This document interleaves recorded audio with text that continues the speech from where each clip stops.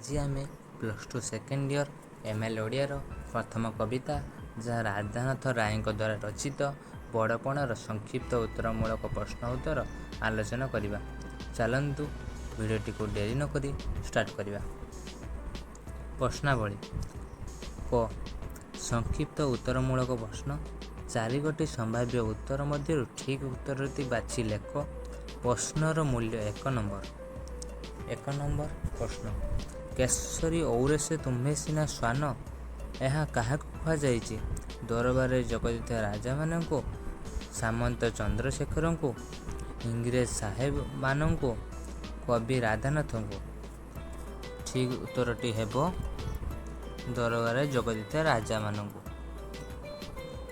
ପନିଶିକା ପରି ଊର୍ଦ୍ଧ୍ୱଗାମୀ କିଏ ଥିଲେ?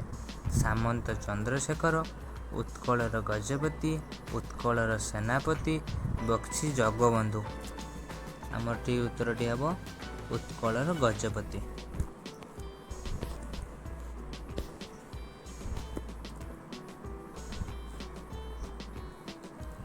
3 ନମ୍ବର ପ୍ରଶ୍ନ।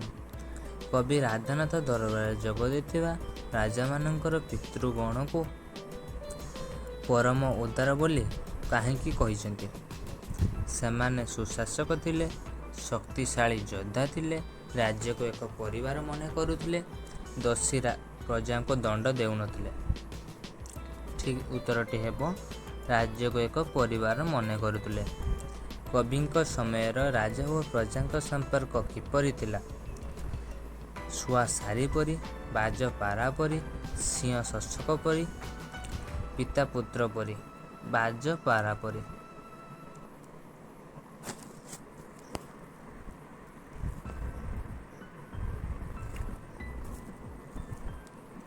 ଦରବାରୀ ରାଜାମାନେ ପ୍ରଜାମାନଙ୍କୁ କିପରି ଭୟଭୀତ କରୁଥିଲେ? ବେତ ମାଡ଼ ଦେଇ, କର ଆଦାୟ କରି, ବିଦେଶୀ ବନ୍ଧୁକ ଦେଖାଇ ବନ୍ଦୀ କରି, ବିଦେଶୀ ବନ୍ଧୁକ ଦେଖାଇ। ଦରବାରରେ ଯୋଗ ଦେଇଥିବା ରାଜାମାନଙ୍କର ସର୍ବସ୍ୱ କ'ଣ ଥିଲା? ଧନ ସମ୍ପତ୍ତି, ସୁନା, ଗନ୍ତାଘର, ସୈନ୍ୟ ସାମନ୍ତ। ଗନ୍ତାଘର ଥିଲା। ଦୁଃଖୀ ରକ୍ଷୀଙ୍କୁ ଶୋଷଣ କରି ରାଜାମାନେ ବିଦେଶକୁ କ'ଣ ଖୁଆଉଥିଲେ? ଘିଅ, ଅଟା, ଶାଗ ମୁଣ୍ଡା, କୁକୁଡାଣ୍ଡ, ଖୁଦ କୁଡ଼ା। କୁକୁଡାଣ୍ଡ ଖୁଆଉଥିଲେ। ଠିକ୍ ଉତ୍ତରଟି ଆମର ହେବ।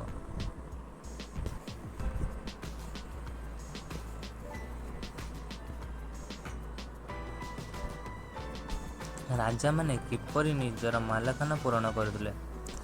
ପ୍ରଜାମାନଙ୍କ ଧନ ଅପହରଣ କରି, ଜରିମାନା କରି, ବ୍ରିଟିଶ ସରକାରଙ୍କ ଠାରୁ କରଜ ଆଣି, ଭୂ ସମ୍ପତ୍ତି ବିକ୍ରି କରି। ଠିକ୍ ଉତ୍ତରଟି ଆମର ହେବ ଜରିମାନା କରି। ଧନ ଅର୍ଜନର ସଫଳତା କେଉଁଠି ଥାଏ? ଖାଇ ପିଇ ଆରାମ କରିବାରେ, ବିଳାସ ବେସନରେ ବ୍ୟୟ କରିବାରେ, ସୁବ୍ୟୟରେ, ଅନ୍ୟକୁ ଦାନ କରିବାରେ। ଠିକ୍ ଉତ୍ତରଟି ଆମର ହେବ ସୁବ୍ୟୟରେ।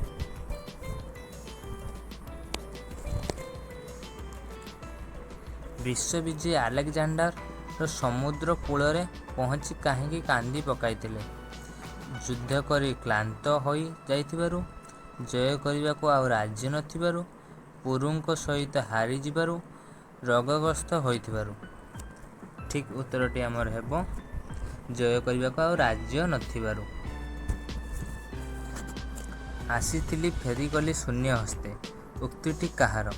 ଉତ୍କଳର ଗଜପତି, ବିଶ୍ୱବିଜୟୀ ଆଲେକଜାଣ୍ଡାର, ସାମନ୍ତ ଚନ୍ଦ୍ରଶେଖର, ଜଣେ ସାଧାରଣ ପ୍ରଜାର। ଠିକ୍ ଉତ୍ତରଟି ହେବ ବିଶ୍ୱବିଜୟୀ ଆଲେକଜାଣ୍ଡାର।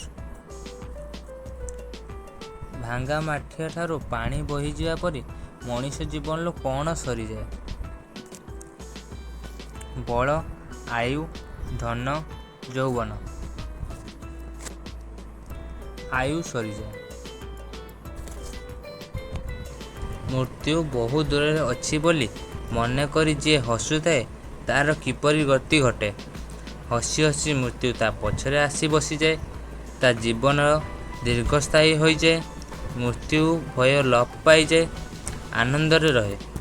ଆମର ଠିକ୍ ଆନ୍ସରଟି ହେବ ହସି ହସି ମୃତ୍ୟୁ ତା ପଛରେ ଆସି ବସିଯାଏ। ଆୟୁ ବଢ଼ିଗଲେ ଜୀବନରେ ମାୟାର ପ୍ରଭାବ କିପରି ହୁଏ ବୋଲି କବି କହିଛନ୍ତି। ଛାୟା ପରି ବଢ଼ିଯାଏ, ବ୍ୟକ୍ତି ନିର୍ଲିପ୍ତ ହୋଇଯାଏ, ମାୟାର ଆକର୍ଷଣ ରହେ ନାହିଁ, ମାୟା କମିଯାଏ। ଆମର ଠିକ୍ ଆନ୍ସରଟି ହେବ ଛାୟା ପରି ବଢ଼ିଯାଏ।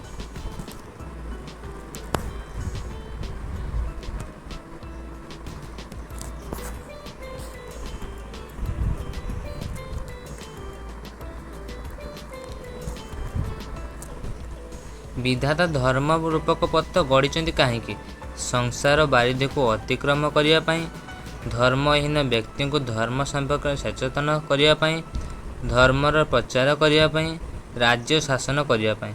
ଆମର ଠିକ୍ ଆନ୍ସରଟି ହେବ ସଂସାର ବାରିଧିକୁ ଅତିକ୍ରମ କରିବା ପାଇଁ।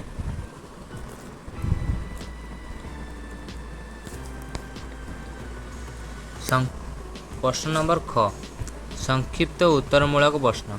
ଗୋଟିଏ ବାକ୍ୟରେ ଉତ୍ତର ଲେଖ। ପ୍ରଶ୍ନର ମୂଲ୍ୟ 1 ନମ୍ବର। ବଡ଼ପଣ କବିତା ରାଧାନାଥଙ୍କ କେଉଁ କାବ୍ୟରୁ ଆସିଅଛି? ବଡ଼ପଣ କବିତା ରାଧାନାଥଙ୍କ ଦରବାର କାବ୍ୟରୁ ଆସିଅଛି। ତୁମମାନଙ୍କୁ ସହଜ ହେବା ପାଇଁ ମୁଁ କ୍ୱେଶ୍ଚନ୍ ତଳେ ଆନ୍ସର୍ ଲେଖିଦେଇଛି। ତ ଦେଖ, ଦରବାରରେ ଯୋଗ ଦେଇଥିବା ରାଜା ଓ ଜମିଦାରମାନେ କ'ଣ ବିକି ଭାଙ୍ଗି ଖାଉଥିଲେ? ଦରବାରରେ ଯୋଗ ଦେଇଥିବା ରାଜା ଓ ଜମିଦାରମାନେ ପୂର୍ବପୁରୁଷର କୀର୍ତ୍ତି ଓ ଯଶକୁ ବିକି ଭାଙ୍ଗି ଖାଉଥିଲେ। କିଏ ବହ୍ନିଶିଖା ପରି ସଦା ଉର୍ଦ୍ଧ୍ୱଗାମୀ ଥିଲେ? ଆଗକାଳର ଉତ୍କଳର ସ୍ୱାମୀମାନେ ବହ୍ନିଶିଖା ପରି ସଦା ଉର୍ଦ୍ଧ୍ୱଗାମୀ ଥିଲେ। ବହ୍ନିଶିଖାର ଧର୍ମ କ'ଣ? ବହ୍ନିଶିଖାର ଧର୍ମ ହେଲା ଉର୍ଦ୍ଧ୍ୱଗାମୀ ହେବା। ଜଳଧାରର ଧର୍ମ କ'ଣ? ଜଳଧାରର ଧର୍ମ ନିମ୍ନଗାମୀ ବା ଅଧୋଗତି ହେବା।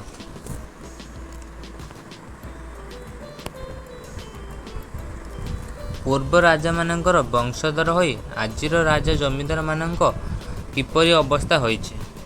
ପୂର୍ବ ରାଜାମାନଙ୍କର ବଂଶଧର ହୋଇ ଆଜିର ରାଜା ଜମିଦାରମାନଙ୍କର ବାଜପାରା ଅବସ୍ଥା ହୋଇଛି। ଦରବାରରେ ଯୋଗ ଦେଇଥିବା ରାଜାମାନଙ୍କର ପିତୃଗଣ କିପରି ଥିଲେ? ଦରବାରରେ ଯୋଗ ଦେଇଥିବା ରାଜାଙ୍କର ପିତୃଗଣ ପରମ ଉଦାର ଥିଲେ। କେଉଁମାନେ ରାଜ୍ୟକୁ ନିଜ ପରିବାର ମନେ କରୁଥିଲେ? ପିତୃଗଣମାନେ ରାଜ୍ୟକୁ ନିଜ ପରିବାର ପରି ମନେ କରୁଥିଲେ। ଏବେ ରାଜା ଓ ପ୍ରଜାଙ୍କ ସମ୍ପର୍କ କିପରି ବୋଲି କୁହାଯାଇଛି?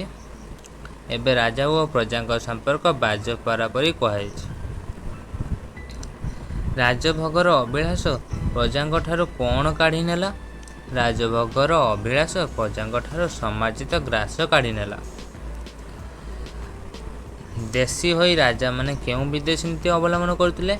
ଦେଶୀ ହୋଇ ରାଜାମାନେ ନିର୍ମମ ବିଦେଶୀ ବା ସର୍ବଶୋଷୀ ନୀତି ଅବଲମ୍ବନ କରୁଥିଲେ। ପ୍ରଜାଙ୍କ ଚିତ୍ତକୁ ପୂର୍ବ ରାଜାମାନେ କିପରି ବାନ୍ଧିଥିଲେ? ପ୍ରଜାଙ୍କ ଚିତ୍ତକୁ ପୂର୍ବ ରାଜାମାନେ ବାତ୍ସଲ୍ୟ ପରି ବାନ୍ଧିଥିଲେ।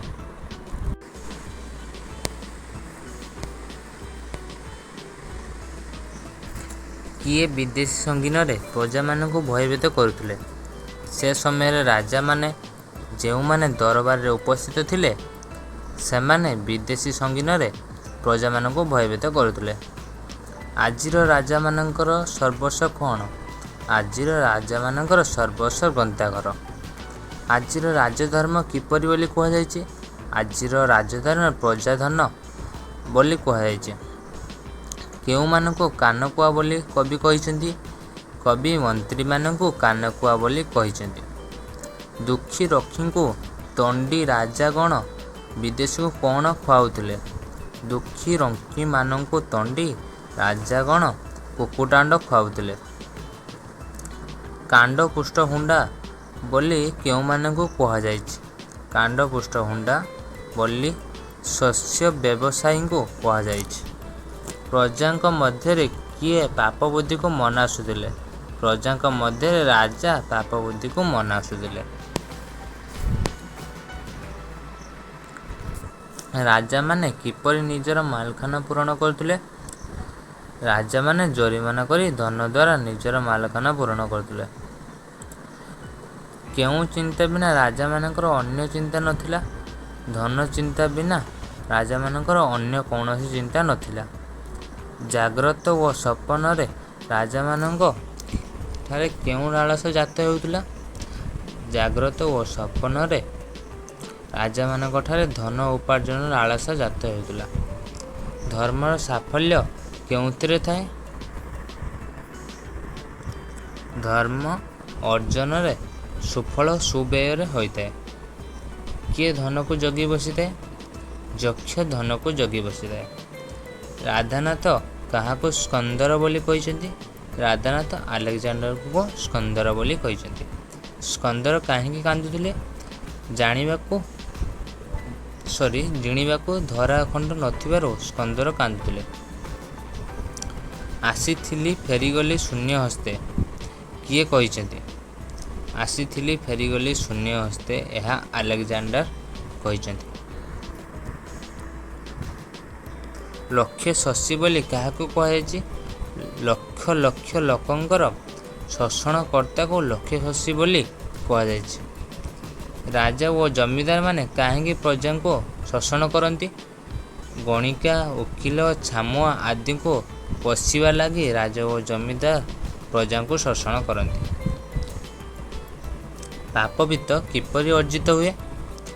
ପ୍ରକାରୋକ୍ତ ସକାରୋକ୍ତ ସ୍ୱେଦ ଓ ରତକରେ ପାପବିତ୍ତ ଅର୍ଜିତ ହୁଏ। ଭଙ୍ଗା ମାଠିଆରୁ ପାଣି ବହିଗଲା ପରି କ'ଣ ପ୍ରତିକ୍ଷଣରେ ବହି ଯାଉଅଛି? ଭଙ୍ଗା ମାଠିଆରୁ ପାଣି ବହିଗଲା ପରି ଆୟୁ ପ୍ରତିପକ୍ଷରେ ବହି ଯାଉଛି। କାଳ କିପରି? କାଳ ହେଉଛି ଆମର ମୃତ୍ୟୁ। କାଳ ହେଉଛି ବଡ଼ କ୍ରୂର ଓ ବଡ଼ ଅବିଶ୍ୱାସୀ। କାହାକୁ ଅବିଶ୍ୱାସୀ ବୋଲି କୁହାଯାଇଛି? କାଳକୁ ଅବିଶ୍ୱାସୀ ବୋଲି କୁହାଯାଇଛି। ଏଇଠି ହିଁ କହିଲି ନା, କାଳ ଅବିଶ୍ୱାସୀ। କିଏ ହଠାତ୍ ଆସି ହାବୁଡ଼ିଯିବ ବୋଲି କୁହାଯାଇଛି? କାଳ ହଠାତ୍ ଆସି ହାବୁଡ଼ିଯିବ ବୋଲି କୁହାଯାଇଛି। କାହା ପଛରେ କାଳ ଲୁଚି ବସିଥାଏ? ଦୂରବର୍ତ୍ତୀ ଜାଣି କାଳକୁ ଯେ ଅନାଇ ହସେ, ତା ପଛରେ କାଳ ଆସି ବସିଯାଏ। ଛାୟା କେତେବେଳେ ବଢ଼ିଯାଏ? ଆୟୁସୂର୍ଯ୍ୟ ଯେତେବେଳେ ଅସ୍ତ ହୁଏ, ମାୟାର ଛାୟା ସେତେବେଳେ ବୃଦ୍ଧି ପାଏ। ରାଧାନାଥ ମାୟାକୁ କାହା ସହିତ ତୁଳନା କରିଛନ୍ତି? ରାଧାନାଥ ମାୟାକୁ ଛାୟା ସହିତ ତୁଳନା କରିଛନ୍ତି। ମାୟାର ଚେର ଭେଦିଗଲେ କି କ୍ଷତି ହୁଏ? ମାୟାର ଚେର ତଳେ ଯେତିକି ବଢ଼ିଥାଏ, ଅନ୍ତତଃ ସେତେ ଉପାଡ଼ିବାକୁ ରଗଡ଼ିଥାଏ, ଅର୍ଥାତ୍ ଯମ ଯନ୍ତ୍ରଣା ସେତିକି ବଢ଼ିଯାଏ। ଅନ୍ତକ କିଏ? ଅନ୍ତକ ହେଉଛି ଯମ। ବେଳ ଥାଉ କ'ଣ ଅର୍ଜନ କରିବାକୁ କବି ପରାମର୍ଶ ଦେଇଛନ୍ତି? ବେଳ ଥାଉଁ ଥାଉଁ ଧର୍ମ ଅର୍ଜନ କରିବାକୁ କବି ପରାମର୍ଶ ଦେଇଛନ୍ତି। ସଂସାରରେ ଜନ୍ମଫଳରୁ କ'ଣ ମିଳେ? ସଂସାରରେ ଜନ୍ମଫଳରୁ ବଡ଼ପଣ ମିଳେ। ବଡ଼ପଣ କିପରି ଚିରସ୍ଥାୟୀ ହୁଏ? ବଡ଼ପଣ ଧର୍ମ ଦ୍ୱାରା ଚିରସ୍ଥାୟୀ ହୁଏ। ବିଧାତା କି ପଥ ଗଢ଼ିଛନ୍ତି? ବିଧାତା ଧର୍ମର ପଥ ଗଢ଼ିଛନ୍ତି। ଭଗବାନ କାହିଁକି ଧର୍ମର ପଥ ଗଢ଼ିଛନ୍ତି?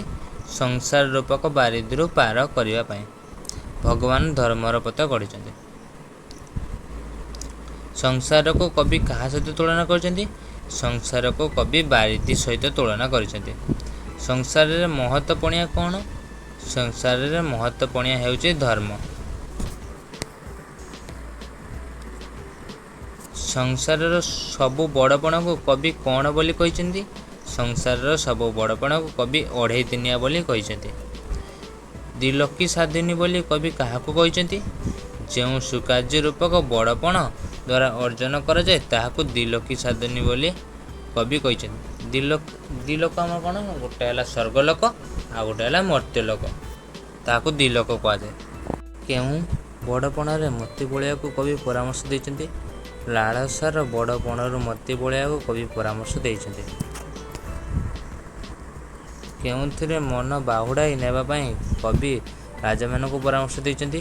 ମୂଲ୍ୟହୀନ ବଡ଼ପଣ ଲାଳସାକୁ ମନ ବାହୁଡ଼ାଇ ନେବା ପାଇଁ କବି ରାଜାମାନଙ୍କୁ ପରାମର୍ଶ ଦେଇଛନ୍ତି। ନିଜେ ଉଚ୍ଚ ହୋଇ କ'ଣ ଲାଭ କରିବା ପାଇଁ କବି ରାଜାମାନଙ୍କୁ ପରାମର୍ଶ ଦେଇଛନ୍ତି?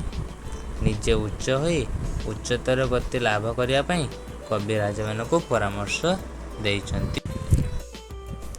ଯଦି ଆପଣମାନଙ୍କୁ ଭିଡ଼ିଓଟି ଭଲ ଲାଗିଥାଏ, ତେବେ ଗୋଟିଏ ଲାଇକ୍, ସବସ୍କ୍ରାଇବ୍ କରିବା ପାଇଁ ଭୁଲିବେନି। ଆଜି ପାଇଁ ଏତିକି। ଦେଖା ହେବ ଆଉ ଗୋଟେ ଭିଡ଼ିଓ ମାଧ୍ୟମରେ। ଜୟ ଶିବ ଶମ୍ଭୁ।